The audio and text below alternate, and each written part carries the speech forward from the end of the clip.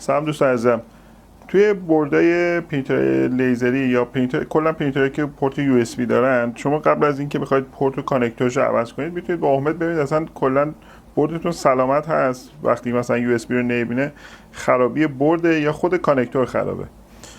یه تستی هستش که با احمد میتونید انجام بدید، فقط این حتما 100% نیست، یعنی نمیتونید 100% به این تکیه کنید. خیلی وقتا حتی همه چی هم درست نشون میده ولی خب باز بردتون خرابه و باید خود برد عوض بشه.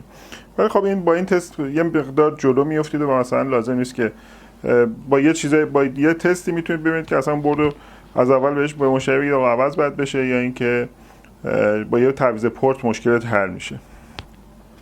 برای تستش احمدتون رو میذارید رو حالت تست دیود و روی حالت دیود که هست سیم احمدتون رو میذارید روی همون بدنه خود یو اس بی. رو بدنه خود یو اس بی میذارید. یه دونه از پایه ها که معمولا این گوشه ای هستش این اتصال کوتاه، یعنی صفر نشون میده، یعنی با همین بدنه به هم وصله. خب این صفر نشون میده. یه پایه دیگه تون 5 ولته، دو تا پایه دیگه تون هم مال اطلاعاته. اینا رو ببینید روی این برد داره 7 دهم نشون میده. حالا باز برای اینکه مطمئن شید همه چی درسته بعد سیماتون رو برعکس کنید، یعنی به جای که سیم مثبت رو بدنه بذارید سیم منفی رو بدنه بذارید.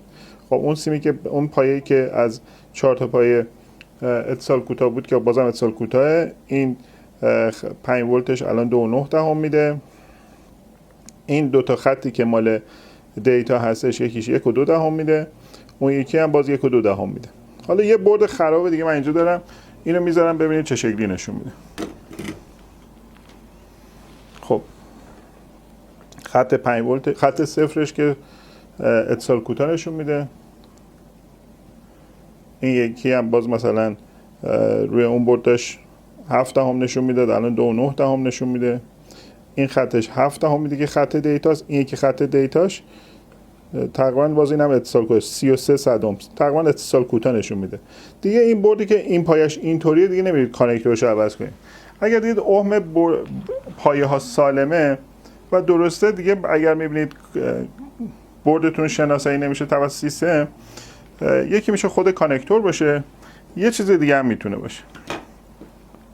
این قطعاتی که توی مسیر یو اس بی هست، این قطعاتی که اینجا هست یه وقتی قلع اینا ول میکنه.